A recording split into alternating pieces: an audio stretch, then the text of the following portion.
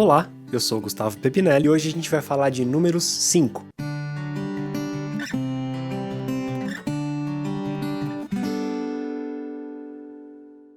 O capítulo é dividido em 3 subtítulos, sendo o primeiro, Pureza do acampamento, onde o Senhor pede para Moisés que ordene a todos os israelitas que mandem para fora do acampamento todo aquele que tiver lepra ou um fluxo, ou quem se tornar impuro por tocar em um cadáver. De acordo com o meu estudo, nos capítulos da Bíblia que tratam desse assunto de uma forma mais profunda, apenas os que tinham lepra que de fato eram afastados, e depois que fosse comprovado que a pessoa tinha lepra mesmo. Quanto ao fluxo, apenas se ele fosse permanente e não temporário. E quanto à pessoa que estava impura por tocar em um cadáver, ela não era expulsa, mas precisava se purificar. E se a pessoa insistisse em não se purificar, aí sim ela deveria ser expulsa. Basicamente, a ideia aqui era livrar os outros israelitas de se contaminarem com o que esses que estavam contaminados tinham. Praticamente fazer uma quarentena, como a gente está fazendo. Porém, retirando da cidade as pessoas que estavam contaminadas. Hoje isso não é necessário, porque a gente tem acesso a muita tecnologia e basicamente se a gente se resguardar em casa o máximo possível, e quando sair a gente tomar todo o cuidado necessário, tá tudo certo, dá pra aguentar assim. Mas apenas reforçando, se você for sair de casa, usa máscara, usa álcool em gel, gente, toma cuidado, por favor. Agora a gente entra no segundo subtítulo do capítulo, que é a restituição por danos e prejuízos. Vamos dar um destaque importante pra como Deus trata essas pessoas que forem inconsequentes e causarem algum dano ou prejuízo ao seu próximo. Ele diz que essas pessoas estão ofendendo ao Senhor e que por isso elas seriam culpadas. Essa pessoa deveria confessar o seu pecado e fazer a restituição total e acrescentar 1/5 do valor e entregar tudo isso àquela pessoa que ele prejudicou. Uma pausa rápida. Você já me segue no Instagram? Se não, não deixa pra depois não. Tá fácil aqui, ó, tá escrito, é @Gustavo Pepinelli.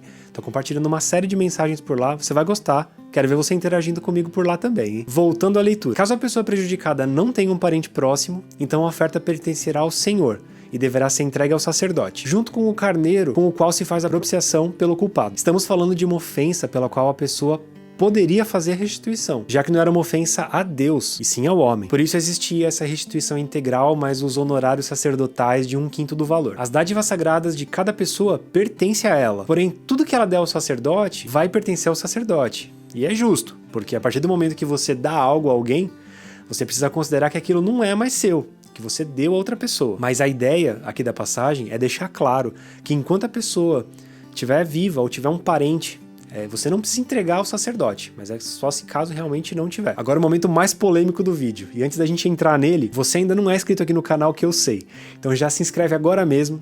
E não esquece de ativar o sininho. A gente tá num projeto de leitura da Bíblia muito legal e seria muito massa se você entrasse nele com a gente. Não esquece de dar o joinha no vídeo e compartilhar com seus amigos e familiares pelo WhatsApp. Assim a gente mostra pro YouTube o quanto esse conteúdo é relevante e pode mudar a vida das pessoas. Sem contar, é claro, ajudar as pessoas que têm dificuldade na leitura da Bíblia. Então, vamos lá. O terceiro subtítulo aqui do capítulo é O Teste da Culpa de uma Mulher Infiel. Com esse subtítulo a gente já imagina o tamanho da polêmica que tá por vir aí, né? O Senhor disse a Moisés que se a mulher de alguém se desviar ou lhe for infiel, e outro homem deitar-se com ela, e isso estiver em oculto do seu marido, e a impureza dela não for descoberta, se por não ser pega no ato, ou não ter uma testemunha, enfim, se ela não for descoberta. Se o marido tiver ciúmes e suspeitar da sua mulher, estando ela pura ou impura, então ele deverá levar ao sacerdote, e ele vai levar também um jarro de farinha de cevada para fazer uma oferta de cereal pelo ciúme.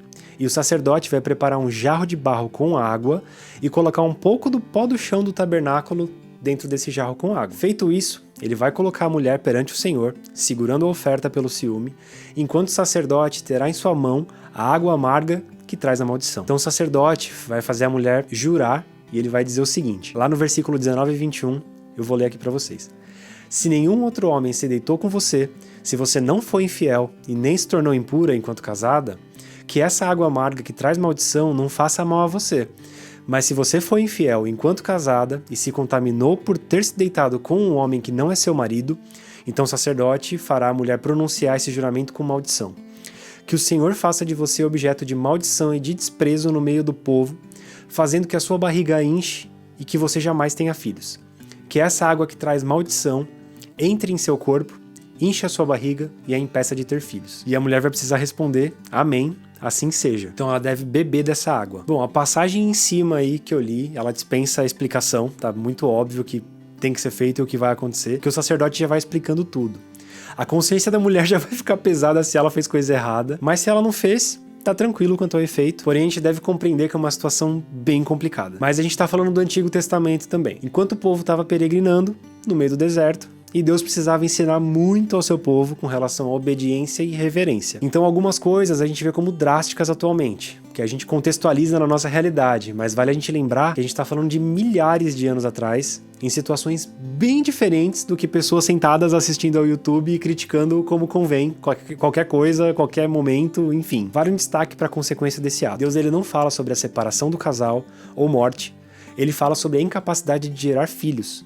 Que, mais uma vez, para aquele cenário, naquele momento, essa era uma punição de grau elevado, já que era importantíssima a procriação e disseminação do povo escolhido, já que eles estavam indo para uma terra nova, eles tinham que popular essa terra, então procriar era uma coisa que era essencial, primordial. Bem, depois de ler essa passagem, eu corri para os meus estudos para trazer algumas coisas aqui interessantes para vocês. Devemos lembrar que o pó no chão ele não tinha nada de especial, que produzisse algum efeito condenatório sobre a mulher, enfim. Os sacerdotes contavam mesmo com a intervenção divina, pois Deus sabe de todas as coisas. Assim como hoje o homem confia na máquina detentora de mentiras, por exemplo. A gente não tem certeza de que a máquina vai acertar se o homem tá mentindo ou não, mas muita gente confia no resultado da máquina. Da mesma forma, nós que cremos em Deus, a gente confia na intervenção divina. E se fosse pra mulher arcar com a sua consequência, ela teria determinadas reações a beber daquele líquido. Em alguns lugares que eu li, observei que quando a Bíblia fala sobre a barriga dela inchar, pode estar se referindo ao aborto. Quando pegamos a passagem original, alguns traduziram até que sua barriga inchará e ela dará à luz, e aí então ela se tornará impura perante seu povo. Ou seja, aqui é uma interpretação minha, tá? Essa partezinha que eu vou falar agora. Mas pode ser que quando ela teve relação com outro homem, ela engravidou, e como consequência, ela sofreria um aborto e tornaria ela impura perante seu povo. Bem, essa parte toda aqui não dá pra afirmar que é ou que não é isso, mas foi o que eu encontrei nas pesquisas que eu fiz, em todos os sites de referência que eu fiz. Inclusive, um deles que eu mais li foi a Biblioteca Bíblica. Por isso eu decidi acrescentar essa parte aqui na explicação, para que pudesse servir de opção de interpretação. Outra coisa muito importante é que não existe nenhum tipo de relato ou evidência que garanta que essa lei vigorasse em qualquer período fora da liderança de Moisés. Então, realmente, valeu ali pro povo que peregrinava, e eu acredito que tenha sido isso mesmo. Não tenha passado e ficado para depois disso, não. Você entendeu alguma coisa diferente disso na leitura? Eu acho legal usar o campo dos comentários aqui para falar um pouquinho sobre a sua visão também. A gente pode conversar um pouquinho por lá. Ó, compartilha esse vídeo com seus amigos, se inscreve aqui no canal e ativa o sininho, deixa like e, claro, me segue lá no Instagram, tá aqui facinho, @GustavoPepinelli, e a gente se vê em número 6.